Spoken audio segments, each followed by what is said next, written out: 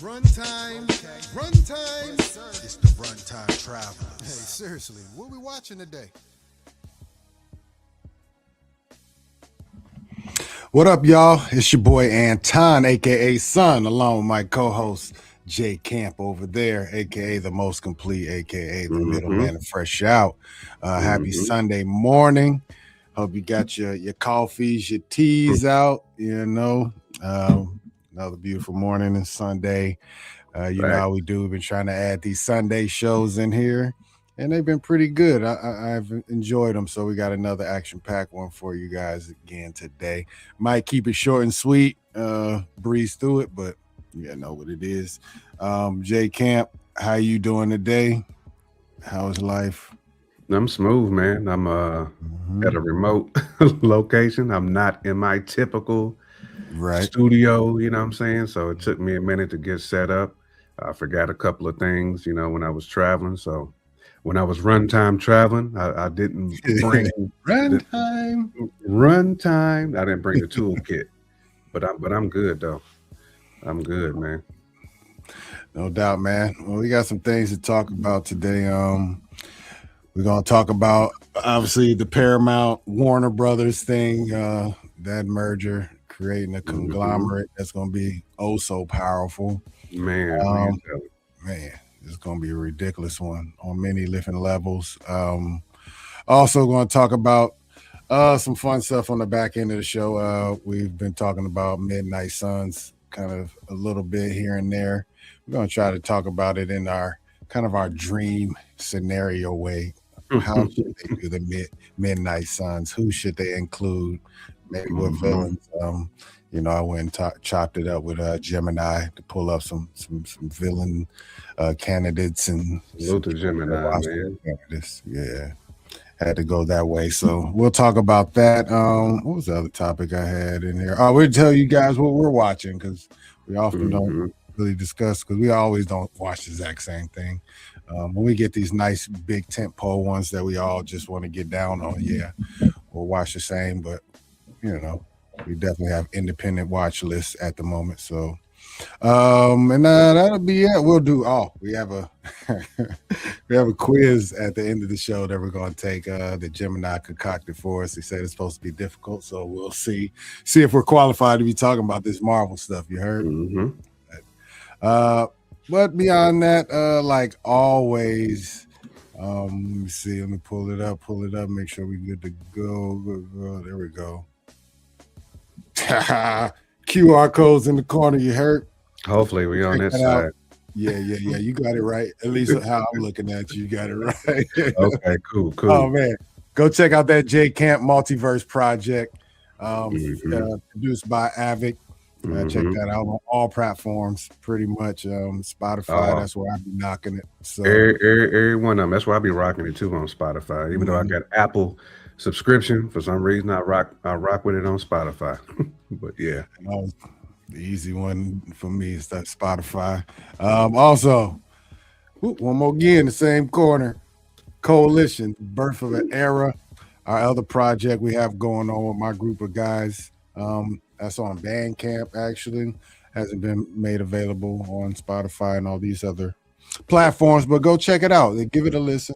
If you like it, you do. If you don't, you don't. But we always appreciate the support regardless. But premium hip-hop shit.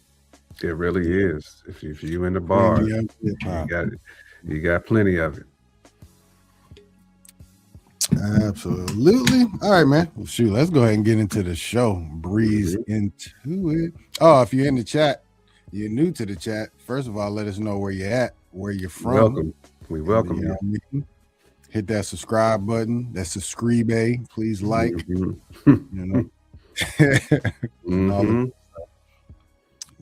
Okay, let's see. Let's get into these topics. I got it on here different now, so it's a little different. All right. Jay Camp, what you been watching, man? What you been watching? Man, I just started tapping into the Monarch joint, which is basically a spinoff of the Godzilla King Kong lore. Just started watching season 2 of that on Apple. I've been watching The Burbs. I think I just finished The Burbs. Did you finish it? Okay. I did Ooh. finish it, man. Crazy, man. Like, it's funny how it did follow like some of the classic Burbs storyline. Definitely like how the play on that. I mean, it's a good like reenactment of it. You know, I enjoyed it. I was entertained by that one. But salute to The Burbs. Trying to think was any let me real quick before you skip past The Burbs. Is it worth finishing? So far, I think I'm on episode 3. You already know she's been doing the most with the neighbor across the street. So is it worth the finish? It's definitely worth finishing because you already on 3. You might as well watch it. You might as well watch it through the end, man. You got to see what happens with that. Okay, I bet. But yeah, that's one of my joints right there too. Those are pretty much like the 2 shows that I've been watching. Outside of course, I watched one of my favorite games, Fallout. You know, Fallout. I finished season 2 of Fallout, which is great content there.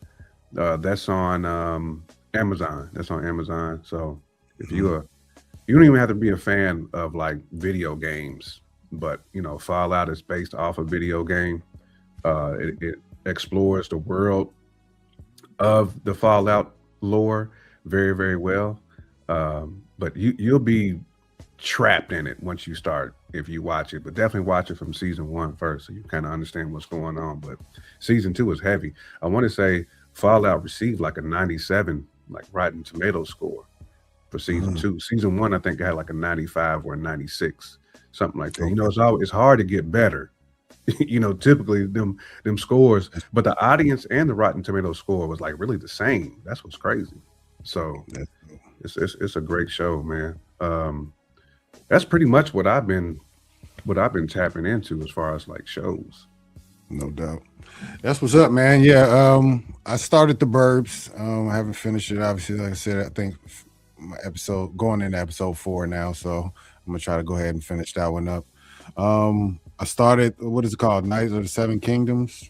I popped in on the first episode of that one. I need to type in that too. Morning. I didn't watch Game of Thrones, but being that it's a prequel, I felt comfortable that I can go ahead. You good. It seems solid. Not necessarily something I normally would watch, but I like definitely how it's not long. 6 episodes, I believe, or something like that. But the episodes are not even long. They're like 30, possibly 40 minutes. So I'm like, okay, I can breeze into this one. But the reviews have been great, so I'm gonna keep tapping into that one. We'll see how that one go. I watched Beauty, the show with the Ashton Diddy Kutcher in it. Beauty is a wild one, though. Beauty is a wild one. It's not over. I think it's a 2-episode season finale coming on Wednesday, and I'll be able to finish that one up. But it's a lot going. It's a diabolical show. It is 1000% a diabolical show. That's one that's on my radar too. You need to watch it. My radar too. It taps in human nature real. You know, Beauty. You know, I already know it's a way over. Yeah, it might be more diabolical than Pluribus, to be honest. Beauty is a wild one, bro. I'm telling you, but we'll see how it finishes up. I'm excited to watch the ending of that. Anything else that I've watched? I finished His and Hers, probably. I did watch His and Hers too. I did watch His and Hers. The ending was diabolical. Nobody saw that coming. I guess the actual killer, the murderer, probably like 15 minutes into the last episode. Like, oh, that's who it is. Right before they actually pulled the reveal, I was like, I know who did that shit. But yeah, if you haven't watched His and Hers, tap in. Yeah, definitely tap into His and Hers. Anything that Monarch is one I haven't touched. I haven't watched either season, but we talked last night, and I'm gonna try to catch up, and maybe mid-season we'll start following that week to week on the show. And, we can even like go back and review season 1. To be honest, like I said, I mean we can run it all the way through on some like your boy, like Voss be doing. Yeah. Going back and doing this deep dive. Run Yeah. it all the way through, man. Cause Yeah, season one but everybody, pretty heavy. people been talking good about this show, Mama Bear, for sure. That's why I had to tap in. And like I said, it was an easy entry, barrier entry, whatever. So I just hopped in. But I've definitely seen Game of Thrones, so I need to tap into Night of the Seven Kingdoms. yeah, my son actually just binge watched all of Game of Thrones within like a week and a half or something. Man, Like, salute to him for being able to do that. You got to really have nothing but time on your hands, but also that's live the at the crazy part. He crib. don't. You got to live Yeah. at the crib to get that. That's the key. That's the key. He lives at the crib. Yeah, because when Busy you, dude, but he gets it you in. got to watch it on your own Netflix or on your own HBO Max that you paying for a little bit different. You know what I'm saying? Hey, I salute him though, man, because it takes a lot to soak that in. It's so much that happens in Game of Thrones. There's no way I can. New generation stuff. I couldn't watch it all in 1 week and have everything 100% buttoned up in my head as far as like, because it's too many factions that's going on. They do it, man. I know him and my daughter in particular. They all binge watch, and my wife. They all binge watch Stranger Things in like a week and a half, 2 weeks. Like I probably could do that, but it would. I literally would have to carve out like a weekend of where I'm not doing anything, like literally nothing. And that's hard to come by nowadays, where I could just binge watch anything for real. Right. It's hard. It's very hard for me. I've been doing a lot of walking on the treadmill, so that allows me to get. That's how I'm gonna watch Monarch. I'm just gonna pop on the episode, hit the treadmill, knock it out in the next like a week and a half or so. You know what I'm saying? You definitely can. Yeah, if you do that, if you doing that, yeah, man, that's what we're gonna do. So we'll see though. I'm excited about it. Everybody's been talking great about Monarch, so hopefully everything. Like I said, I haven't even watched like all the Godzillas and King Kong joints, so I've seen a few early ones, but the later ones I haven't seen. So I got a whole world to dive into. You don't even have to watch the Godzillas or any of the Kongs to I'll really do those secondary, kind of how I did Alien Earth. It's the same. It's the same principle. That's how I did it. I watched the episodes and then I went back and doubled back and caught the movies again just to get all the way in. It makes you appreciate the movies more by watching, you know what I'm saying, how the corporations get down. Yeah. Right. You get to understand the mission more, you know what I'm saying? Or yeah, that's dope. And I'll be tuning in. So expect more coverage of Monarch here in the coming weeks from us for sure. All right, let's see. Next topic. What we talking about? Paramount merging with Warner Bros. Man, this is kind of, I want to say not out of left field, but we thought it was a done deal weeks ago. Netflix swept in a month or two ago and put an offer on the table for Warner Bros. And it pretty much seemed like it was a go. I can't remember the exact amount. It was upwards of 70 to 80 billion dollars, but it was only for the assets. The gaming division, all their streaming things and things that, movie properties. We weren't talking about the cable and all the, the news networks and all that stuff. But Paramount said, you know what? We'll take it out. Yeah, we'll do all that. Let me get everything. And matter of fact, here's just some cash. We're not going to do none of the shares and none of that. $111 billion in straight cash. How do you turn that down? Let's be 1,000. How do you turn down a $111 billion cash offer and just wipe yourself clean of all of it? That's a beautiful thing, man. How do you think this is going to affect the industry, though? I think people are worried. We're about to create a huge conglomerate of companies. Our theater movies are safe. That was the biggest worry with Netflix, them kind of messing with our theater and movies that are released in the theater. So that part is good. But do you think this is going to shake up the industry, or how do you think it's going to shake up the industry from just a movie and television film standpoint? I mean, I think it's going to shake up television more than it really shakes up film, so to speak. I mean, there is going to be some impact to film, but not like it would have been, to your point, if Netflix would have would have came in and, you know what I mean, and took over. Yeah, you're right, Mama Bear. This is turning in. I want to say like whenever Time Warner tried to come in and scoop Warner Brothers, I want to say that got like turned down too. Like, I mean, it's not a done deal. I mean, weird, because I remember when AT&T was trying to buy, was it Sprint at the time, and then T-Mobile ended up copying Sprint, but AT&T actually got blocked. You know, the feds came in and said, nah, but then they end up letting T-Mobile cop it, or like the whole JetBlue and Spirit merger. They never allowed that to happen, but now American Airlines is trying to come in and scoop them, and they kind of allowing it. So it's weird how the antitrust stuff kicks in. Like, you kind of allow it. That's how you know, like, people in the political world are rubbing elbows. You know what I'm saying? Whoever you cool with, yeah, bro, you my dog. I'm gonna go ahead and allow that one to roll. Right. You know what I'm saying? Obviously, Netflix probably pissed some people off, and they like, even though this is just as bad, it's just Netflix would have just ruined it from they would have owned 90% of like the movie content and the streaming.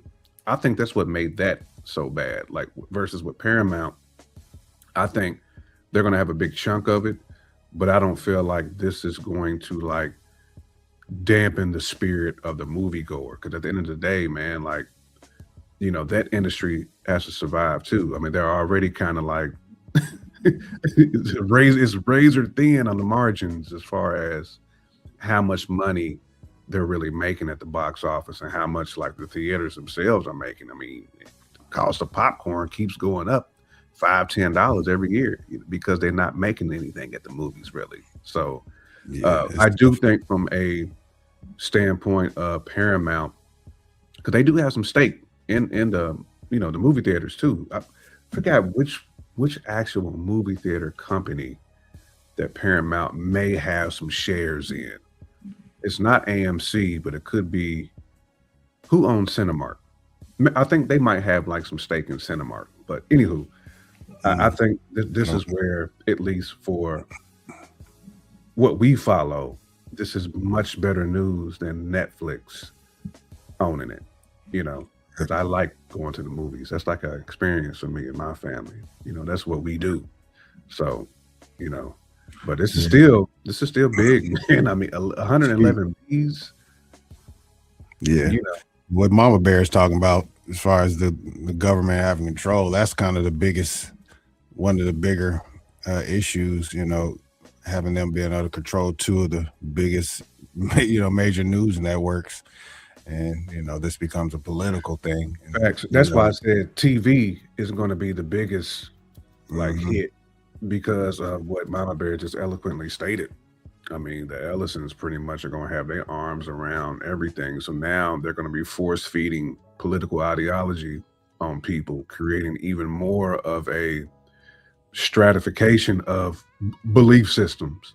You know what I'm saying? Right. So that part, you know, I feel like this has more mind control over Debo type scenario of that takeover. I didn't really want to go down too far down the rabbit hole with that one, but that's a major point of this whole thing, though. It really is.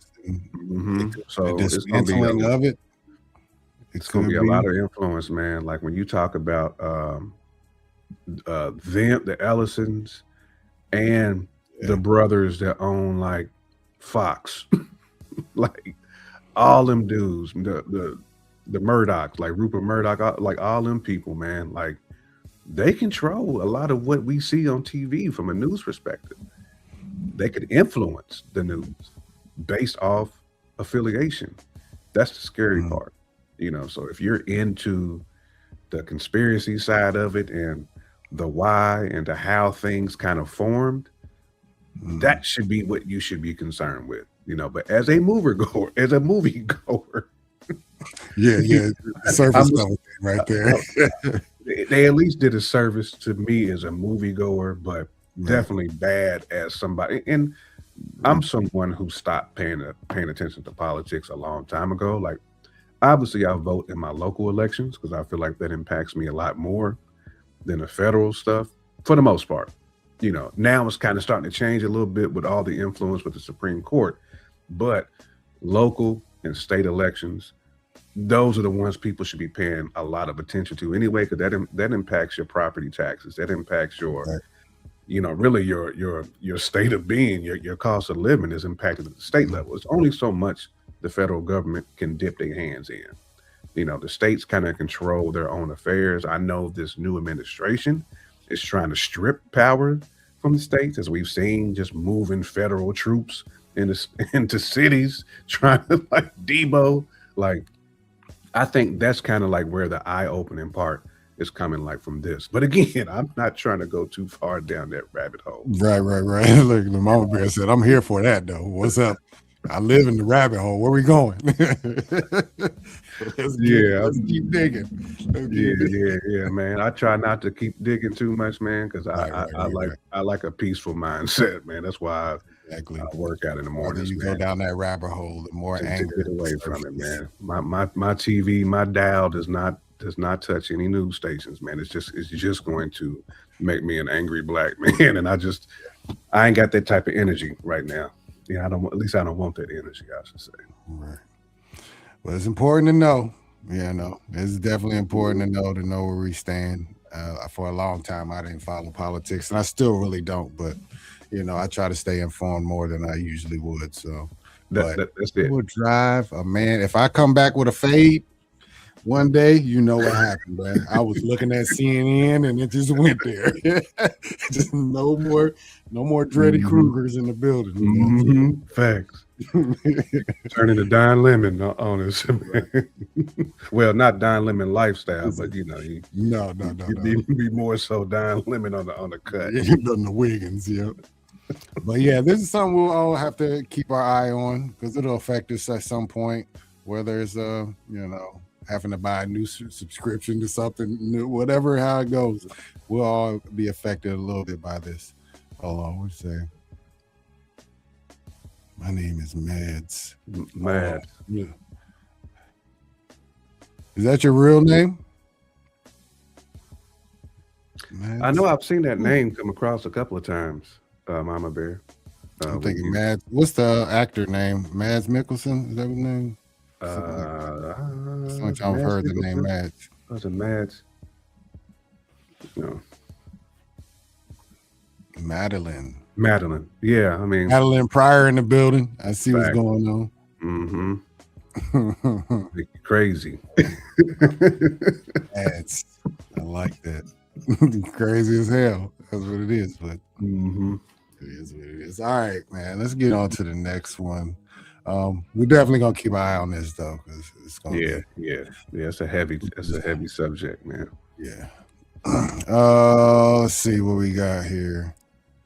All right, hold on real quick. Okay. Oh yeah. I was trying to figure out, like, didn't we already talk about this? But so we talked about Sadie Sink as Jean Grey. I think maybe last show or the show before last, and we're all excited about it. But there's been some more things that I found on Twitter or X that intrigued me about this same subject. But first of all, let me go to my cupboard. Let me get my sprinkle a little salt on it. You know what I mean? Salt, because this is all rumors until Disney and Marvel come out and say this is exactly what's happening. But this thing is gonna say it's confirmed. I don't know about all that confirmed stuff, but it is what it is. But it basically says you're obviously Sadie Sink as Jean Grey making her first appearance in Brand New Day. Apparently, she'll be being hunted by the DODC, the same people that were hunting Wonder Man. Definitely shaping up to be the mutant saga. And I love that I love the play on that. Yeah. I mean, I love that they're sprinkling it in now. They're not waiting until Secret Wars or Doomsday is out or past. They're starting to sprinkle in ever so slightly, letting us know that the Mutant Saga is on its way. I just think that's dope. It's another dope element for the movie in particular, Spider-Man Brand New Day, being basically, a mutant movie now. I don't want to say that's going to be, might not be his main focus, but it has a tentacle. We can see it, though. Absolutely. I don't know how. Obviously, we don't know how big of a part of the story that will be. There's all the other things that have been rumored to be in Spider-Man, but it's a welcome addition. I'll say that. It also says she is confirmed to share screen time with Spider-Man. That's kind of what I was saying. It's like, yeah, I would hope so. Not be in a movie and not be on the screen with Spider-Man would be diabolical. Jean Grey will know Spider-Man's secret identity. Of course. That's important. It's just based off of mental skills. Yeah, because I was going to say. Yeah, she knows. Because I can see Spider-Man pulling up to her. She got like a little Mary Jane look. Probably feeling her like, hey, you trying to, and she's probably like, come on, bro, you're Spider-Man, stop it. Like I you cannot hoodwink me, fam. And he probably got shocked. We already know where this is going. Yeah, that's good. I don't know. Yeah, we've been always wondering about like the MJ aspect of the Spider-Man situation. And I always thought they were going to try to bring in another MJ and take away the one that we have with the Zendaya. But even though Zendaya, that's what I thought before. Love Zendaya though. That's my girl right there. She's dope, man. I thought they were going to try to replace her, but I don't know if they're going to do that now since we know that she's Jean Grey, which is a good thing. So I don't know if we have to worry about a love story trying to brew with these two. I hope it isn't. But I hope it ain't either. Like, we don't need that. I need Scott in the building for that, Now, if they want to call her Madeline Mads Pryor, they want to bring Madeline in and make that one, right? I'm down with that. Let's see. Yeah, this was. I could see this. You was on the hunt for this one. That that battery was over here. Like, please energize. News right here. Low bars and everything. He was like, man, I'm on a hunt for some. Yeah, we need something. To talk about. But no, this is important though, and I'm sure Eric Voss had pulled out a 70-minute video on just this information right here alone. He dig it, but no, it's pretty cool though. I just like that they're bringing in the X-Men. Well, not the X-Men, but the mutants in this form of fashion. They're already existing. When we were in the Wonder Man show, when they went to the DODC, there were characters already in prison and locked in. So it's something that's been going on for a while. They're just laying those seeds, and I like that, man. I just like that. Let's see what Mama Bear talking about. She's her nickname given me by Dean Winchester. Mads was a mother named Allison. Alice regularly makes me chuckle. I think her as Jean Grey is fascinating, considering they're bringing in Fox X-Men. Yeah, I'm kind of shocked they're not, because the girl who played Jean Grey, that's Steve on there too. That's hilarious. Right. The girl that played Jean Grey in the last X-Men joint, the Phoenix joint, Rise of Phoenix or whatnot. I'm surprised they didn't kind of try to bring her, but I get it. And the original Jean Grey was played by what's Shorty's name? Back in the 90s, the late 90s joints. Say that again, my bad. I was over trying to read. What'd you say? Nah, the original Jean Grey I can't think of her name. Actress? You looking for the actress? The actress. I know the face, but I know Mama Bear knows this chick's name though, without me Googling. I'm Googling it. Forget it. Yeah. Famke. That's what Shorty. Yeah. Right there, yep. Yeah. Fatme Jansen, yeah. I like that name though, for real. It's ill, kind of ill though. I think it's kind of hard.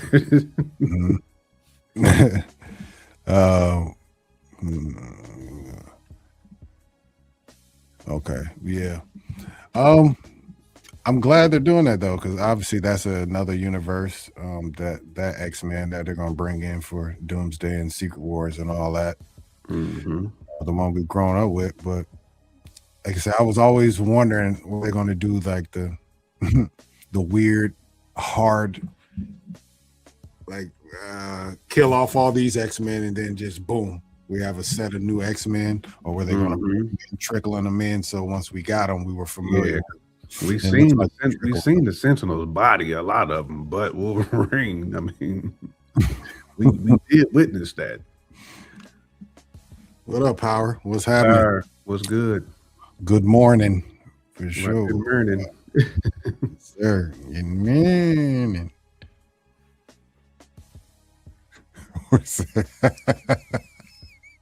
Yeah, it was literally right in front of me too. I appreciate you, Mama Bear. My bad. But let's see. Yeah, man. I don't really have much more to say about Shorty Watt being in there, but very excited about it. I just can't believe they're doing it. That's to be real. I didn't expect them to do this. No, me neither, man. We need to get these trailers though. It's literally right around the corner. We got 5 months before this movie drops. Yeah. We really haven't seen anything. All people have been talking about is Doomsday. Yeah. Most part. Except this last week, though. We've got a lot of Spidey news this last week. Just feel like it's been trickling in, but we definitely need something to break down. So yeah, but we'll see. All right, man. Let's hop into our last one. This one you brought on me, kind of. Let's talk about how they should do the Midnight Suns coming into the MCU.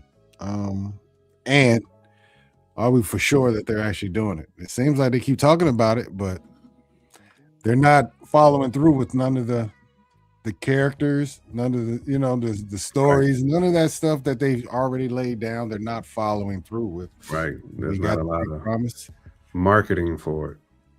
Yeah. I mean, I don't even know if it's official that they're even going to do it, but like I said, we've got all the pieces laid out for us a long time ago. Blade, we're supposed to get a Blade movie, officially canceled.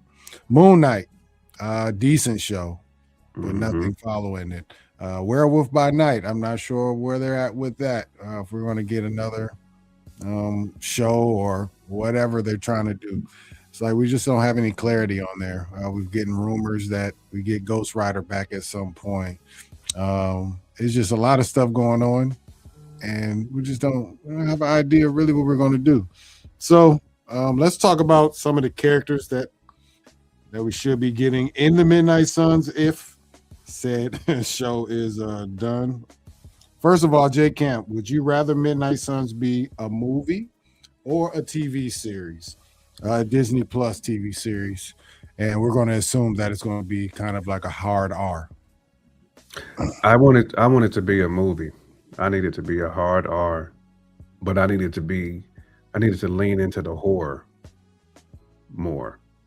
That's where I needed to go, because I think that's the only way that you would be able to get like the casual to watch it, right? Because we're talking about characters outside of Blade, outside of Moon Knight, that people aren't as familiar with if you're not into the comics. So like I was telling you before, similar to how they're doing Clayface, they're making that like a horror movie. They need to do the same thing for Midnight Suns, like just make it like super hard R, and like let them go out and slay some demons and like Dracula, like stuff like that. I think that would be just stupid nice. I don't think a Disney Plus will really do the justice because you have to make it more family. And I think if you make it more family, they're going to have to tone down some of the hard R. You know what I'm saying? You're not really going to be able to get the families to really buy in. But I think you can get the adults, you can get the late teens to buy in if it's horror, and just market the hell out of it. Because we know Ghost Rider is a I forgot to say Ghost Rider. So Ghost Rider and Blade are your two pillars. Mm-hmm. You know what I'm saying? You ride the heck out, pause. You know what I'm saying? You market the hell out of them and just make it, you know what I'm saying, as grimy and as like scary as you possibly can. I feel like you can do that, you know, and just make it dope. That would be my preference. Right. No, I'm with you as far as the movie goes. I always like TV series more than movies, but when it comes to this, I mean, like you said, Disney Plus probably won't give it the look, the feel that it deserves, the budget that it needs. I just don't think Disney Plus is going to be the spot for that. Movie wise, it can be marketed just because of the actors that's already laid down for it. You know, Mahershala Ali, you got Oscar Isaac.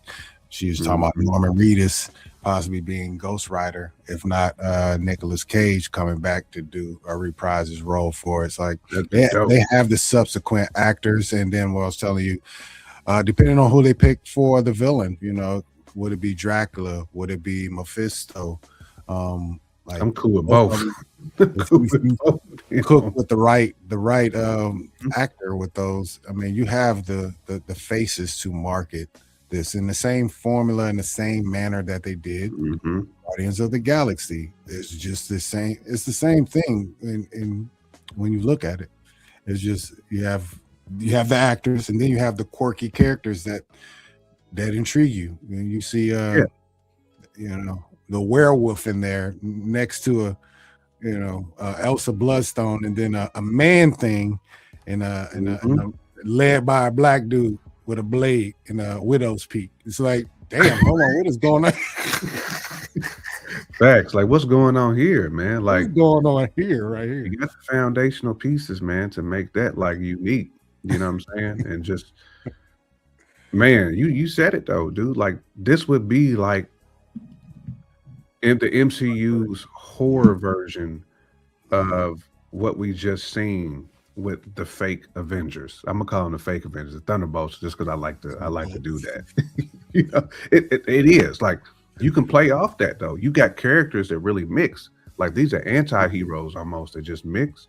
Now you got anti-heroes of the dark side of a darker nature, mixing to battle evil. Like, to me, those are foundational pieces that you can use, man, to craft a blueprint to make a movie successful. They need to get us on the writing team. Let Nightmare pen that whole joint. You know what I'm saying? Like, oh man, just let us Blade code that one out, and we pretty much get them a blockbuster smasher. Yeah, the characters that I looked up and I see that's on here, I already mentioned most of them. You know, your Blades, your Moon Knights, Werewolf by Night, aka Jack Russell, Elsa Bloodstone, Man Thing, Wong. Now, I think typically Doctor Strange is a part of this ensemble in a lot of runs, but I would like Wong in there more, because I agree. Wong is like, he's glue. I would say he's like a team glue type guy. Doctor Strange, he's going to be the abrasive one. He's going to be the hardest dude in the room the whole time. So Wong is a Ron Artest though. Like, Wong is a Ron Artest type of glue guy. You know what I mean? The all-knowing, he know everything. He know everybody. He can get anywhere. Like, yeah, Wong with everybody. Right. He got battle. He can scrap. You know what I'm saying? Like, Wong, he right. Wong is perfect. I wouldn't mind seeing Shang-Chi on that squad too, but yeah, but Wong would be nice. Right. on that They team. also have Black Knight, Dane Whitman, we saw in Eternals on there. That's what I'm saying. Like, why you tease him in Eternals and we ain't seen nothing since? No explanation of it. The explanation is they didn't like that movie so bad and they didn't trust anything that came from that movie. They was like, you know what? Whatever happened in Eternals, scrap it. But again, like, down on it. There was pieces in there that you can work with. I like the Eternal characters. I just think the movie just needed to go in a completely different direction because they still had to address the seed that was planted in the daggone in the ocean in Captain America. They had to address it. You may as well now lean in on the Eternals because I would like to see the Eternals come in and help. You know what I'm saying? During the whole Secret Wars situation. Like, they still alive at the end of the day. Now, I do know they had to, like, face some judgment, but they still are technically alive. Right. Yeah. And they were alive all that time. Like, during all the other events that went on, they were just there. Just watching. Had they popcorn watching. Sure. With families and stuff. Yeah, they are around. Arishem is still coming back for judgment, so I still don't know if they're going to address any of that. And if they do, it'll probably be 5, 6, 7 years from now. I would guess. So I don't know. We'll see. But yeah, I don't know if he's going to be a part of the equation, brother Dan Whitman. But I would like to see what he has to offer. That's for sure. I know he had the ebony blade and all that. So blade code. We need to see what he's talking about. Plus, it's got the ebony blade too. Like, you know, so that's probably why it ain't coming back. Might be too black. Might be too black. The blade is black, right? But I mean, the ebony blade is. I mean, it's dope in the comic book lore, though. Like, you know, the cats that wield that, you know, they pretty much got their blade code on them. Like, you pretty much that guy if you got that ebony blade. Like, almost like the Gore the God Butcher, man. Like, yeah, he's so much doper than what they kind of like. It's like, y'all just gonna let Gore just go out like that? This man is nice. Like, yeah, you can't give Gore to that directing crew. What's his name? Who directed Love and Thunder? Which was Taika Waititi. Yeah, was not Gore too grimy for Taika Waititi. Too grimy. Yeah, it was not a good movie, man. That not a good movie. I looked up villains. Obviously Mephisto and Dracula are on there. There was 3 more that they put on there.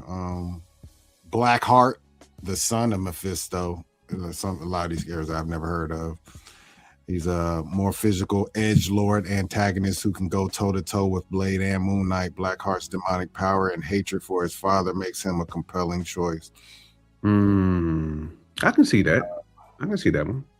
Yeah. Bruce Young is on the list. Nightmare. The ruler of the dream dimension. He can physiologically torture the team, force and march personalities, or Jack Young is on the list. You said it so casually too. Oh man, there's one on here called Lilith, Mother of Demons. The traditional Midnight Suns villain from the comics. She seeks to bring her demonic children, the Lilins, to Earth, which would give the team a massive army of monsters to fight.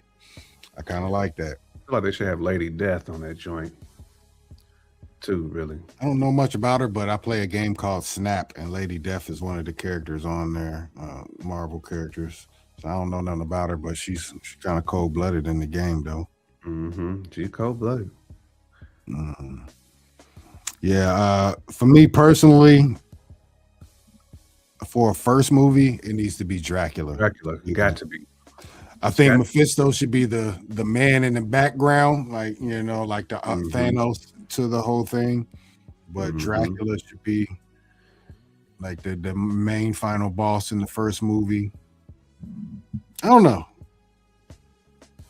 Yeah, I don't know. Yeah, I think so. Dracula, just before a noteworthiness. If you're trying to sell this movie to the casuals, Mhm. you got to have Dracula in the building. I think so. I don't know. There's a lot to work with, though. I love the dark corner of the MC. I would love to see more of the dark corners of the MCU. Mhm.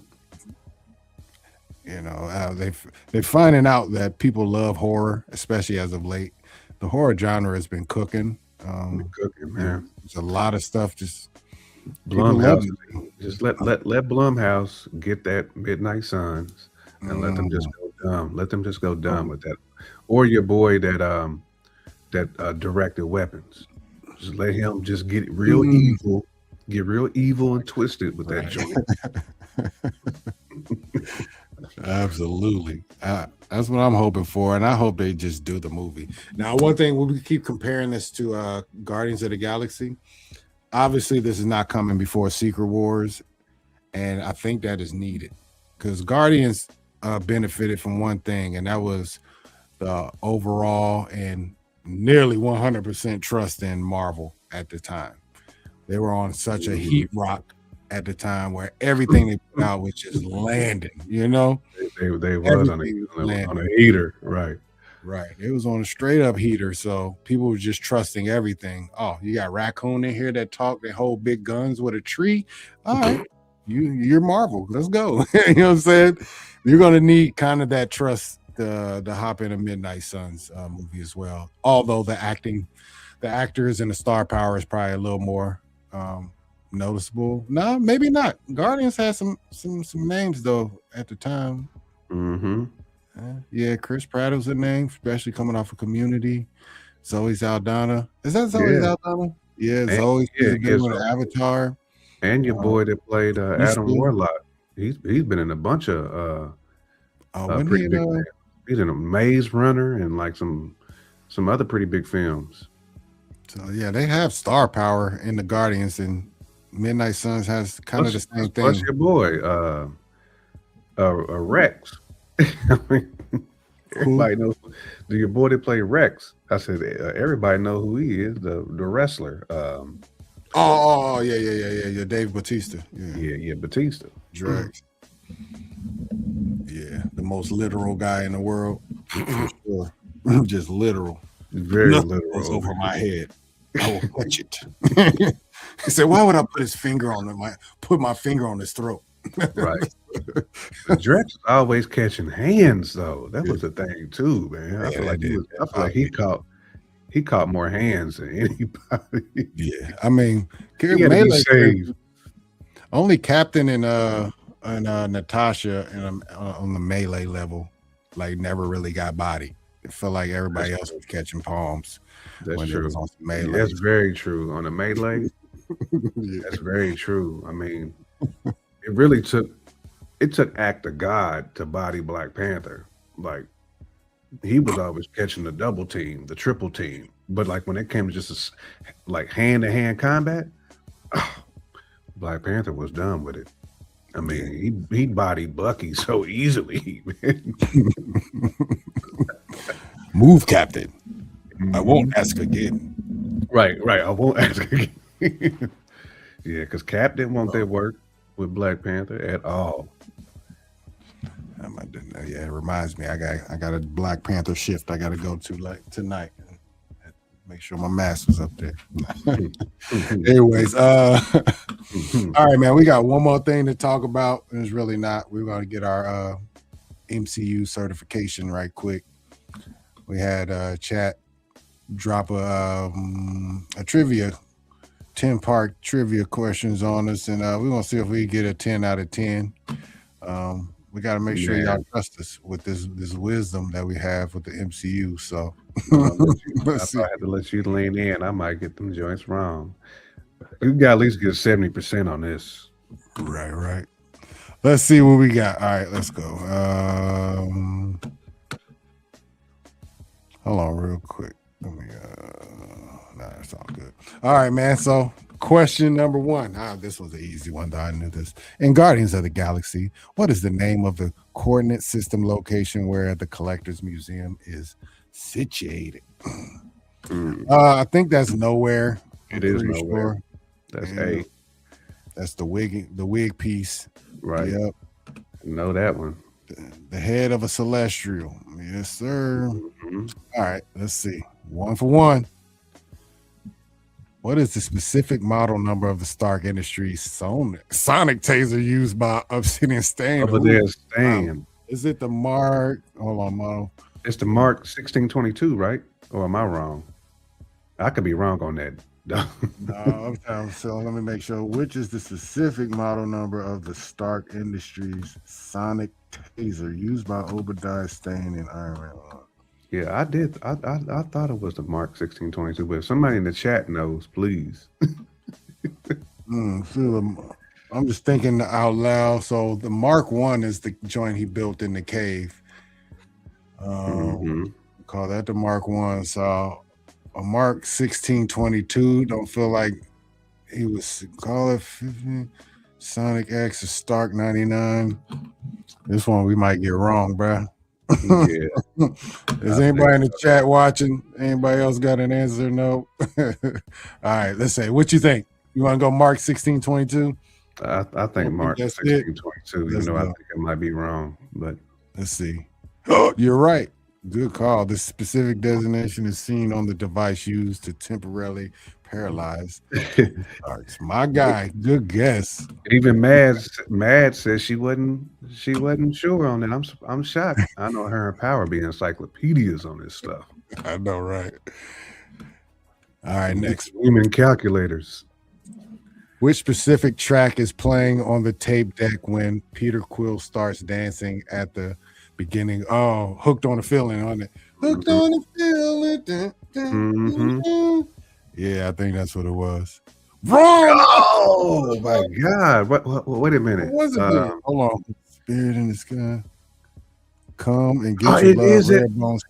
Come and get your love. It is. Yeah. Oh no. It sure is that one. It is. Come and get your love. Sure is. Damn it. That's horrifying. Hold on. All right. 2 for 3. In Captain America Winter Soldier, what is the name of the Project Insight target who is a high school valedictorian in Iowa City? What is the name of the Project Insight target in Winter Soldier? In Winter Soldier? I mean, it would have to be one A or B. Yeah, because we know it ain't Bruce or Strange. How come I don't remember the name Rick Jones? Rick Jones sounds familiar for some reason, more or less from a comic book, though. I feel like Rick Jones is like DC for some reason. Rick Jones sounds like a DC character. Rick Jones. I guess Rick Jones. Right. Rick Jones, Mike Jones' cousin. Right. Which one? You think we should go A or B? That's a tough one. I'm glad they made this hard. Right. It's not none of these. So let's go. I mean, I'm gonna go B. Let's go B. I just feel Rick Jones. I don't know. It sounds like it's like too obvious to be Rick Jones, but yeah, sometimes the obvious one ain't the right one. Because if it's a high school valedictorian, then maybe the answer is in the question. Yeah, go with B, man. Yep. Jasper Sitwell explicitly listed as valedictorian in Iowa City as one of the millions of targets. Wow. It was extra diabolical. It was. All right. Number 5. What is the license plate number of the car Tony drives to the Stark Expo at Iron Man 2? Wow. That was Jarvis 1, wasn't it? I could be wrong on that, but I remember him having Jarvis on one of them whips. It was on the Audi, wasn't it? The TT? No, he pulled that one up in Infinity War, didn't he? Oh man. This one I don't know at all either. So you think Jarvis won? Anybody in the chat know? Right. Anybody in the chat know this one? Again, the goal is to get at least a 70%. All right, man. I guess we're just gonna go with it can't be Stark 4. I don't feel like Stark 4 was on there. It wouldn't be Marvel 1. So he was thinking C or D. Iron Man 1. Mama Bear said, apparently I need to rewatch it. Man, I told them to make it difficult. They went super deep with it. All right, let's just do Jarvis one. Let's go with C, man, and see what happened, man. Wrong. Stark 4. Okay. Stark 4. Stark's vanity plates usually follow a pattern, but this it's already R8. And I said the TT. That's hilarious. I knew it was an Audi though. Dang, damn it. All right. So we had like a 2 already. Yeah. In Black Panther, what is the name of the museum in London where Eric Killmonger steals the vibranium axe? I'm thinking the C. Yeah, that was a museum of Great Britain, right? It was definitely over there. Victoria and Albert Museum. This is another diabolical one. Because the Museum of Great Britain, I wouldn't be shocked if it's called the Victoria and Albert Museum. You know what I mean? Oh my gosh. Is there a hint? Did they even provide a hint nowhere? Golly, man. I don't know. Chat, you got any help for me? No. Mama Bear says B. Does she think B? Yeah. I'm right, going with her. Yeah. Oh, it's you? I believe in her. We missed it. The Museum of Great Britain. Fictionalized version of the museum. You know what? That's funny. We should have got that one right. Why has our first guess been the right one? I was like, nah, it's all good, Mama Bear. I'm thinking to myself, like, man, we ain't confident either, girl. Like, no, not at all. We gotta get 4 in a row right now. We gotta go 4 for 4 these last 4. It's gonna be hard. We like Shaq from the free throw line right now. I know, right? Hard. What is the name of the SHIELD agent who refused to launch the helicarrier? Oh man, wasn't that wasn't Felix Blake, was it? I remember his face. That's the funny part. I know his face. I'm trying to think. I don't know his name. He looks like a Cameron. It wasn't Jasper Sitwell. We know it wasn't him. He was targeted. I feel like it's either C or D. Jack Rollins, Felix Blake. Damn, I don't know. I know exactly who she's talking about. Who is talking about too. All right. May the heavens be with us. Who do you think, Felix? Or so you don't think it's Cameron? It could be Cameron. I'm not confident, man. So I'm not either. Right now. All right, let's go. Oh man, let's just go Cameron this time. Let's see what happens. Agent Klein is the loyalist who stands up to Rumlow, famously saying he won't launch the ships. Yeah, I definitely remember. I just saw that. You was right on that one, man. We gotta try to get 3 more. Yeah, 3 in a row. Give me some more. All right. In Avengers Endgame, what is the name of the specific street where the Ancient One Sanctum is located in 2012? Oh, isn't that Bleecker Street? Ooh, I believe it's Bleecker Street. Oh, you know this one, Mama Bear? I know it's a weird street. For some reason, I was thinking 42nd Street. You might be right. Bleecker Street just sounds right. It sounds like I've heard that. And it might be. Mama Bear said it's Bleecker. She said it's Bleecker. Yeah, all right. Yeah. This is the canonical address of the New York Sanctum throughout the MCU. That's what I thought. So, okay. All right, 2 more. 177 Bleecker Street. What is the alias used by Natasha Romanoff when she first meets Tony Stark? And oh gosh, Iron Man 2. It's definitely not Yelena. Laura Barton. I think it was Laura Barton, wasn't it? That's Clint's wife's name, ain't it? It is Clint's wife. Natalie Rushman or Nancy Roman? Maybe Natalie Rushman. You think she would Natalie Rushman? Let's go with Natalie Rushman. We're gonna go with that. Let's see. Yeah, let's go with Nat. Natalie Rushman. Mm-hmm. There we go. All right, come on now. Finishing strong. I'm still here. I'm still strong. I'm still standing. In Ant-Man and the Wasp, what is the name of the school where Cassie Lang's class is taking a field trip? Oh shit. Midtown Tech? San Fran Academy, because they are in San Fran. We know it's not Bayside. I think that's ain't Bayside in That's Save the Bell. Saved by the Bell.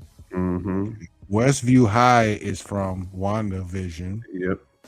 So it's Midtown Tech or San Francisco Academy. Because this is the last question, ain't it? So Yes, we got to get this one right. Anybody in the chat got this one? Anybody? Anybody, please help it, please. We got to get 7. All right, so it's 1 of the 2. San Fran feels obvious. Midtown almost sounds obvious too, but San Francisco Academy sounds obvious though, as well. Mama Bear saying go with Midtown. Think so? All right, Mama Bear. We ain't confident either way. Yeah, but it is what it is. Not quite Midtown. So what is it then? Oh, it is Bayside. This is the San Francisco school where Scott and Hope have to sneak in to retrieve the suit. See, this is gonna make me like now pay attention to everything in movies. Oh man, this one had a hint. This one actually had a hint. It says show hint. The name of the school sounds like a classic 90s. We would have got it. We would have got that. See, we didn't go through none of the hints. I think every question had a hint, and we didn't. I didn't see one on the last one because I actually looked for it. I was trying to on that last one. I think it might show the hint after the. I don't know. I didn't see it on some of them, but maybe. Dang it, man. Yeah. Well, 6 out of 10. That's an F, but. No, that's a D. We're gonna get a D on this one. Yeah. It's passing. Reluctant passing. Campia said Lisa Turtle will be upset with us. Facts. She would be. Miss Voorhees, Miss Lark Voorhees. Oh man, one of the golden ones, man. Lark went crazy. I don't know what happened. Lark could get it, boy. I'm telling you. Yeah, she was one of them. She's definitely like, early day crushes. She was one of them poster on the walls for me when I was, her, Lil' Kim,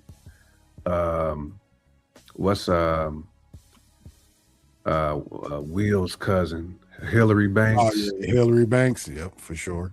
Yeah, like all them was like. Is she back active? Okay. Which soap opera is she on? Come on. Because General Hospital is my ish. I wasn't really a Young and the Restless. Like, at least my granny, she was heavy on General Hospital. I knew about Sonny Corinthos and all them. What's up, Sue? Yeah, I don't. Yeah, I didn't never watch. My grandma and them, back in the day, watched that. Man, my grandmother religiously watched them. Religiously. Yeah, on floor model TV days. Mm-hmm. They all had the same quals too. Like the camera work Oh no, them soap operas. Oh yeah, it was very formulaic. Everybody had the same blueprint at the end of the same lens. Like all crazy. That stuff's still going on. I don't know which one survived, but yeah, I know it's still going on. Pretty much all of them survive. I think, you know, Young and the Restless pretty much. Man, that Sonny was that guy, man. He was a goon. Sonny was a goon, man. He was like the first, like, goon in soap operas. He was like more goonish than JR from Dallas. Dang, y'all really going way back. Who shot JR? Say Lark was on Days of Our Lives and The Ball. Oh, okay. Beautiful for a while. Okay. Yeah, I haven't seen her in none of that. I just kept hearing Sands of the Hourglass. This is the days of our lives. Yeah, like the sands in the hourglass.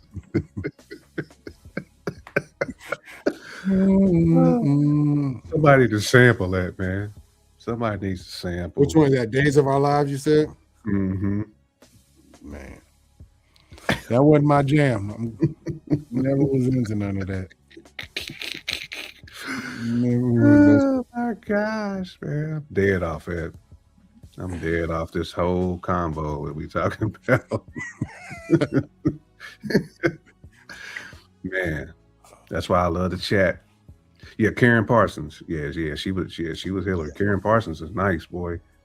And she was in a couple of different movies. Wasn't she like in a movie with not Jamie Foxx, but she was in one of them like movie like a Tommy Davidson or somebody like that, like where she played a love interest. I can't remember, man. I'm thinking. I know, and now that you said it, I'm trying to think what it is too. She sure did sample the Power. She did sample that the Days of Our Lives joint. Who did? Kid and Play. Oh, Class Act, yeah. She was in Class Act. I was like, man, what movie is she in? Yeah, she was. She was in Class Act. That's exact. I should have known that one. On that one. With Blade Brown in him. Blade Brown. I ain't never seen somebody get slapped so many times in a movie. Blade Brown, not Blade Brown, but what is the dude they kept beating up? Tommy was every time slapping the back of his head. Stupid. I know that neck was red. Movie. Nah, bro. I know that neck was red. Man, never that Tommy Davis in the Ace Ventura 2, though. Forgot he was in that joint. Forgot he was in there. Yeah, he was slapping the shit out of him, though, wasn't he? Man, I want to say he kept the same name in almost everything he played in. Because was he also Tommy in Harlem Nights? Because people forget he was in Harlem Nights. I think he was Tommy in Harlem Nights, though. I'm pretty sure. That's exactly how he laughed, too. He said, quick. Right. Right. Oh, man. Shout out to Harlem Nights. Right. That's one of my favorite movies, man, with some of the best actors. Like, they had most comedians in our Harlem Nights probably didn't anything. Oh, now don't try. I'm gonna shoot your baby toe. Oh, I'm gonna blow that right. You can call, accuse me of stealing. Now I got to cut you. Cut you. Oh man, dude. That Thomas Michael Ford, man. Yeah, R.I.P. for sure. Tommy got a job. Right. What was the bar you had, Tommy? I said Tommy got a job, Martin. Split him open. Oh man, shout out to Tommy, man. Oh, my goodness, Tommy got a accident. Shot me in the pinky toe. Now I gotta cut you. Oh man, quit. Nah, that movie had so many classic lines. Man, that movie had a whole bunch of them because you had Robin Harris in that little joint, mother. Red Fox, Richard Pryor, like some of the elite comedians that we've seen all in one movie, man. We'll never get that again in our lives, man. Never. Only thing close to that was probably Coming to America when you think about just the level of like just classic black actors. Showcase the power of Eddie Murphy. That's what that did. Eddie Murphy had the power to bring together all black ensembles in general. He did it for every movie he was in. Nearly after Trading Places, nearly all his movies were just completely black ensembles until he hit his little, he did go through a lull where he was just putting out trash movies, but that's when he started just really cashing in for the bag. He even had Dave Chappelle when he was young. Great team, facts. Yeah. That boy good. Yeah, line. Oh man, it's so many lines that I want to put on our soundboard over here, just like for sound effects, just straight from Harlem Nights and Coming to America. Oh my gosh, those two movies could fill. There's a bunch of good ones from. Really. You can just go down the list, man. Like House Party. That was a classic. House Party. All of them. CB4, Friday. Like it's Fridays. Yeah. It's a bunch of them, man. Shut up, eat your big ass biscuit. Right. Sweat for my ball. We need to write down like all our favorite lines and really soundboard them because man, that'll take the show. That really was a big ass biscuit though, too. Like it really was. That thing was like this then. With a whole stick of butter on that joint. They had a whole stick of butter. I was like, this is diabolical, man. Like the dry humor in the movies, like when you just think about it, like that ain't no turtles. That's that ass. Oh man. TLC being in House Party 3. What was their thing? Sex is a Weapon. I want to say Play was Immature in there too. Hold on, I thought Immature was in House Immature Party. was in there. Yeah, they was in there. I wish we can just get those type of movies again, like classics in general. Like, we don't get movies like that no more. Man, Meteor Man. Man, Golden Baby Lords, Junior Golden Baby Lords. I need to go back and watch that. That's like the first black superhero movie we really got, though. If you really talking about it. Golden Lords. That and Blank Man. Peace, Mama Bear. You have a good night. Blank Man for sure. Blank Man is definitely in there. Preceded all those Blades and all that. Yeah, Meteor Man and Blank Man. That's what we had. Yeah, we gotta run all them joints back, man. Run them joints back. That's fact. Sure. All right, man. Well, shoot, man. I think that could conclude our show. We always say we're gonna try to do a short show, and it always end up to be the same thing, though. Always, man. But that's the beauty of it. Yes, end up getting into talking about stuff like this. Absolutely. Getting into the weeds, but that's the fun part. That's when the chat, y'all prop us up and help us so much. We appreciate y'all holding us down. Indeed, every time.